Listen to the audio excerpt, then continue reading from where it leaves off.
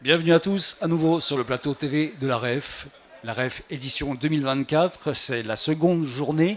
On a l'occasion depuis hier sur ce plateau d'interviewer énormément de personnes sur différents thèmes. Hier on a parlé ESG, RSE, ce matin on parle technologie IA et on parlera plutôt d'enjeux RH cet après-midi sur ce plateau, avec un lien évidemment avec la notion de pouvoir qui est au cœur de cette édition 2024 de la REF. Et ça tombe bien parce que le thème de cette rencontre c'est prendre le pouvoir grâce à l'IA. On va le faire avec Véronique Turner. Bonjour Véronique. Bonjour. Vous êtes la présidente de Numéum.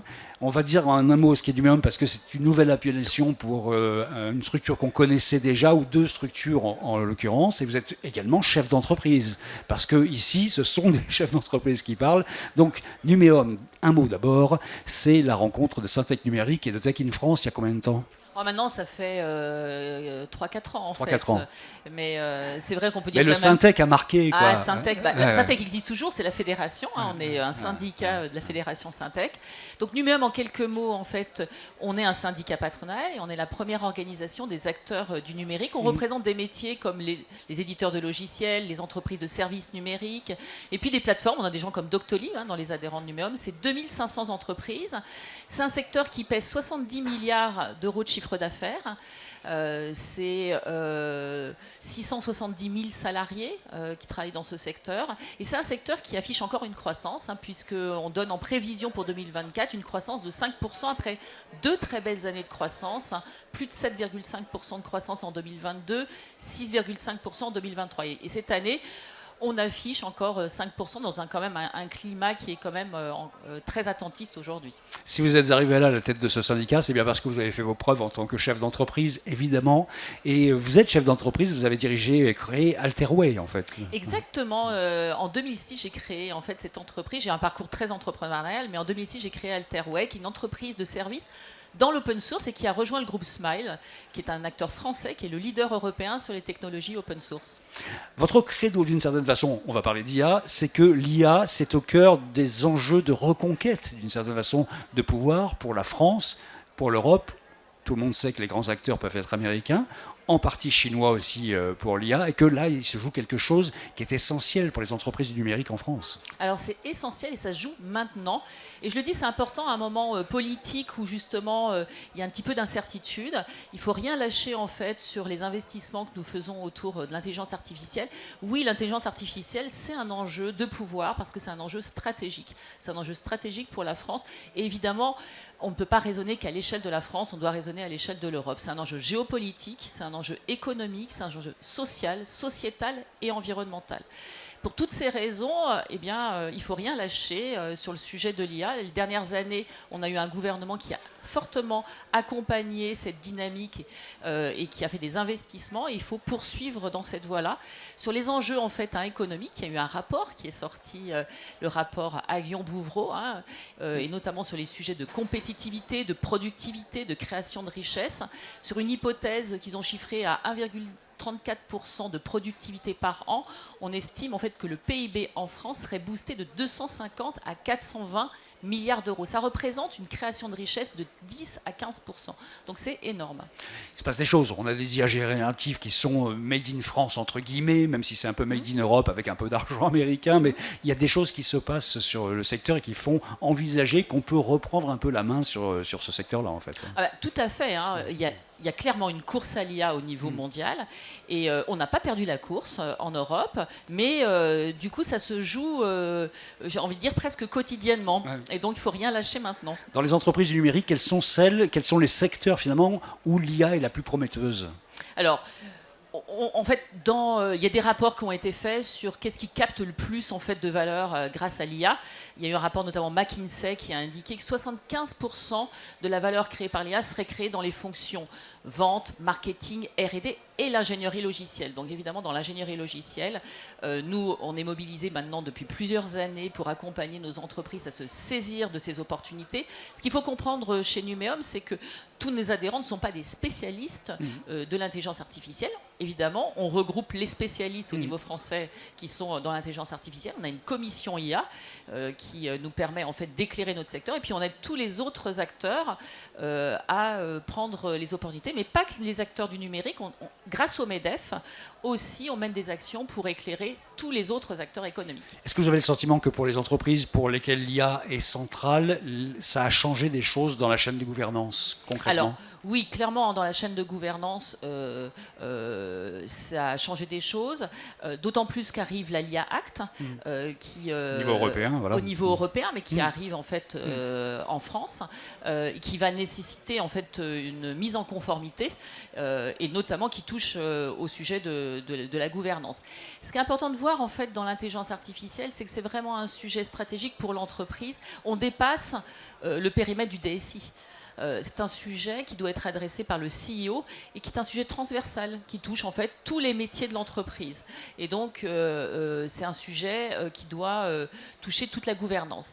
On a été assez précurseurs chez Numéum puisqu'en fait, il y a maintenant 4-5 ans, on a lancé une initiative avec un guide de référence où on promeut, nous, au niveau de Numéum, une IA responsable, où on promeut une IA dont la conception est faite en intégrant la dynamique d'éthique, et on a un référentiel aujourd'hui qui est disponible pour les différents acteurs économiques qui peuvent utiliser en termes de gants. C'est une sorte un petit peu de préambule à l'IA Act, et là on va travailler avec le CIGREF qui rassemble les DSI, on va travailler un guide de conformité sur l'IA Act.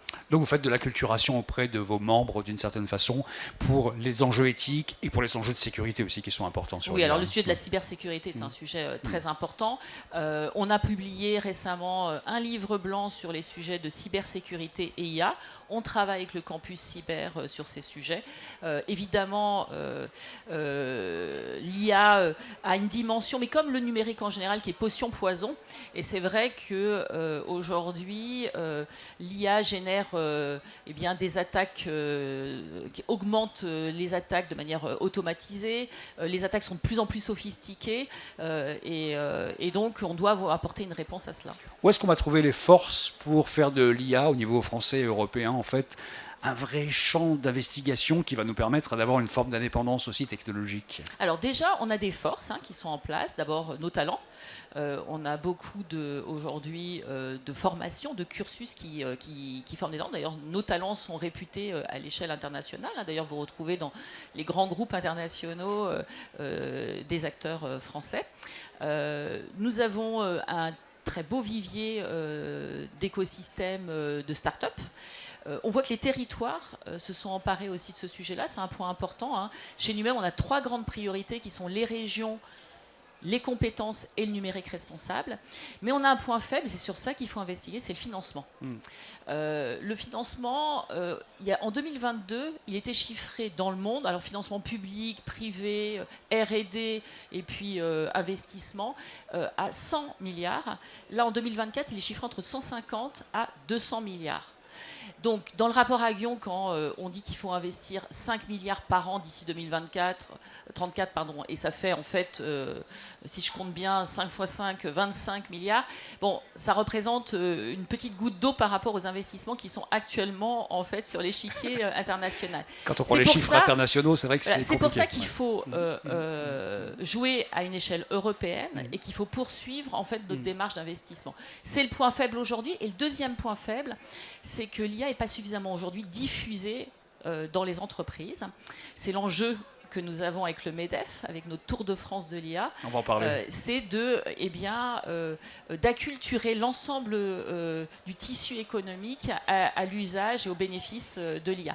Il y a un chiffre qui est intéressant, parce que l'Europe a quand même, en France et en Europe, il y a une volonté politique autour de l'IA, avec la boussole numérique. Et on s'est fixé un chiffre au niveau européen, c'est que 75% des entreprises d'ici 2030 utilisent l'IA. Aujourd'hui, il y a un bilan qui a été fait de cette boussole numérique, et si on tire le trait, on serait plutôt à 19%. Donc il y a un effort à faire, très très important. D'où ce travail qu'on va faire avec le MEDEF, ce Tour de France de l'IA. Alors, ça vous tient énormément à cœur, ce Tour de France. C'est quand? Ça se passe comment, Véronique Turner? Alors, déjà, c'est un événement qui est en perspective du sommet de l'IA qui va avoir lieu en France. Et je félicite la France d'organiser ce sommet. C'est pour nous, je dirais, une opportunité énorme que le monde entier regarde la France et l'Europe. Et donc, c'est en préambule en fait, de ce sommet qu'on va organiser un Tour de France de l'IA. Donc, il y a une vingtaine vingtaine de villes dans l'Hexagone, puis on va aussi se déplacer à La Réunion, et je crois même qu'on démarre avec l'île de La Réunion. Et on va en fait venir parler au tissu économique dans chacun des territoires pour leur donner une double vision. La vision d'un acteur économique qui a réussi à se transformer grâce à l'IA, donc on va montrer des cas d'usage très concrets, et puis un regard de notre industrie qui fera un peu un état de l'art sur où on en est sur l'IA et les possibilités offertes par l'IA. Donc il faut vraiment que là, il y ait un tissu économique, notamment sur des tissus économiques traditionnels, qui prennent ça en charge. C'est vraiment l'idée de ça, c'est de sortir des entreprises numériques pour lesquelles vous travaillez tout le temps, mais d'aller vers les entreprises qui, pour l'instant, voient ça avec un œil un peu lointain, quoi. Tout secteur et puis toute taille d'entreprise, parce que c'est souvent les plus petites qui sont un petit peu à la traîne. Donc ça va se passer comment concrètement? C'est un bus qui tourne? C'est quoi? Non, on se dépasse dans différentes villes.